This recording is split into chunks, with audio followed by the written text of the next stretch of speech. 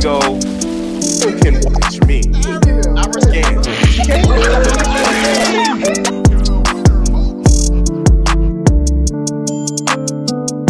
Just looking at these new characters, trying to figure out what exactly. Let's yap about it. Which one you playing with first? I got the Scholar right now. Alrighty, I'm gonna switch over to the Scholar so that we can talk about it, and I can. You know what? It's important because I think that going into that sparring arena and just understanding how different these characters are from each other, that should have helped you a whole bunch. Yeah. So that analyze skill is so crazy, dog, because it's like a two-step thing, right?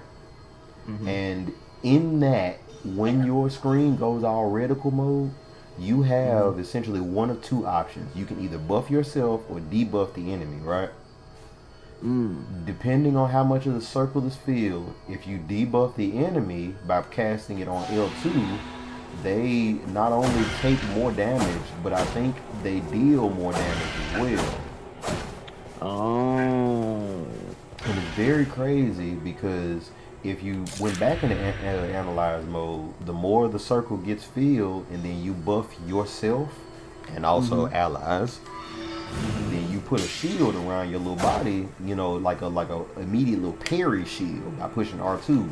So basically the flow would be if Grant pull up on me and you whooping something's ass, his whole goal is to analyze it and get the circles to as much filledness as he possibly can, and then press L2 or R2.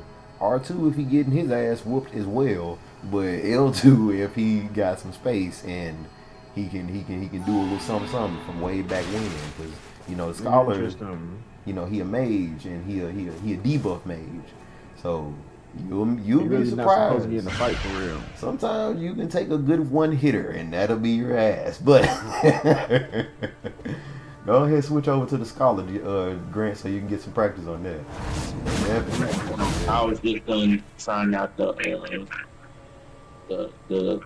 one with the maze. I know. I wanted us to figure it out together. It's smarter for us to figure it out together. Because a lot of the stuff that they talk about, especially when it comes down to like their abilities, their buffs, the way that they operate, you wouldn't notice unless you consumed another 15-minute YouTube video, and I just watched all of those already. All right, hold on. I'm going to a little battleground over here. Give him a try. Give him a try. Because that is so interesting. Once you get done with that, I want to explain his passive to you because it's actually pretty crazy. Jessie, long story short, whenever you see items on the ground, like little throwable shits, the Scholar's character needs to interact with those. Absolutely needs to interact with those. And the reason why is because the more he uses field items, the more they get stronger when he throws them out of his hand. Interesting. It's very strange. It's very strange. Try grabbing some fire pots. So it's kind of like a non-existent skill tree. Yes, exactly. And it's interesting because like you really only get that type of meta game with like with him. Specifically just him, right? Like, and it's so interesting because, you know, like I don't predict myself playing with him a lot unless I feel like my talents and my efforts are much more spent in the front lines, especially since I know how to dodge, and not a lot of people know how to dodge in these Soulsborne games, right? So like I'm thinking, I can always just make sure I'm being mad aggressive about this. What in the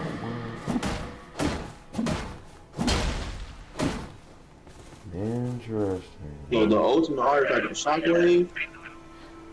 The ultimate art for the Scholar shares damage between enemies, debuffs all of them, makes it so that when we hit things, we heal, and it makes you move faster.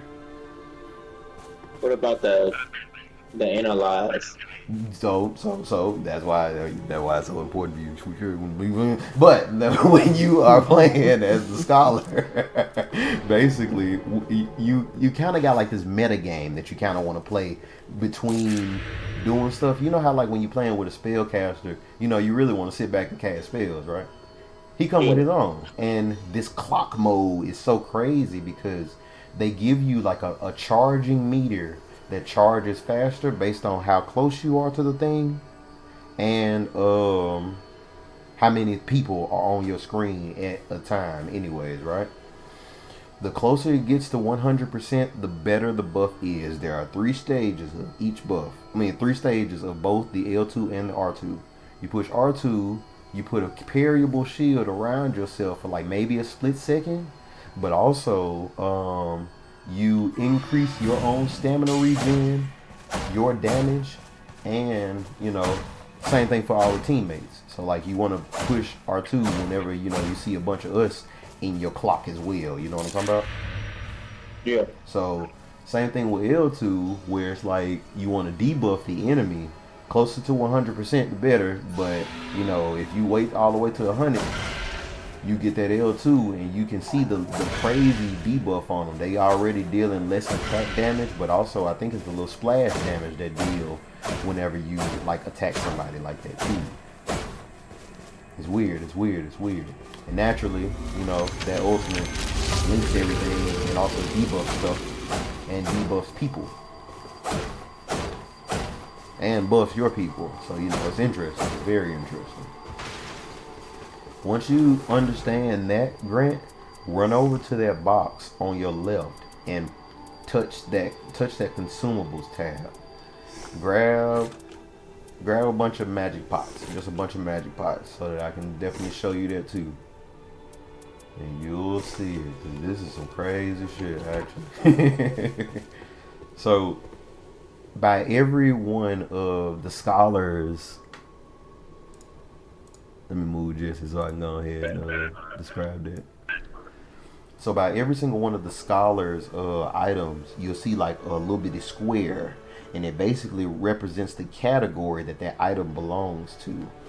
You want to use items so much on this guy that you level up the item usage.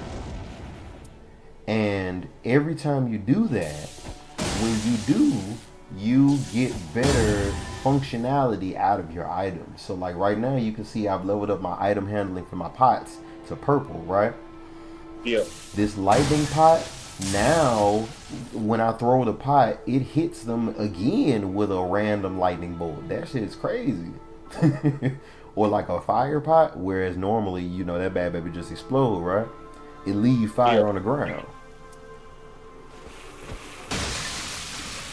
Getting the lightning pots. Oh my god! Exactly, and they upgrade themselves. They become different and like they become better. Oh my gosh, that volcano pot. Jesus. And I'm having kind of fun understanding what all the different items do because this happens for any consumable. Right? He can also stack more of them on his body at a time. You see how you carry in like 4 pots as opposed to 2? He does double the amount of whatever the fuck, you're supposed to be able to carry in that pocket, right? Interesting. Very interesting. I kind of want to see what like dagger throwing would look like when I max it up, and then ooh, you talking now. We gonna go ahead. And listen, and that's why they so fun, Jessie, because like it's so many different meta games on top of like the stuff that you already thinking about for this game. Oh my gosh. Shout out to Doggone. That's interesting. So like darts themselves do debuffs whenever you level them up to max level. But Grant, you see what I'm talking about with the item usage, right? Yeah, I get what you're saying. Okay, perfect. Because that's not even lying. That's now that I'm kind of trying to like mentally fucking digest that. Oh my god, it's like that's kind of game altering. Like whenever you playing with a revenant, You're supposed to let her get all the kills. Just so that she can like use her necromancy passive to like continuously spawn them, right? And like when I'm thinking about like, oh, you playing with a scholar, give bro all the usable items. Shit. No, Hey, for real. hey, Grant, throw this. But nah, that, and you know, that also is added to his, you know, his time to be doing something other than like his little clock skill, his analyze skill, right? Yeah. It's so interesting. It's so interesting. We can go ahead and get started. I just wanted us to come over here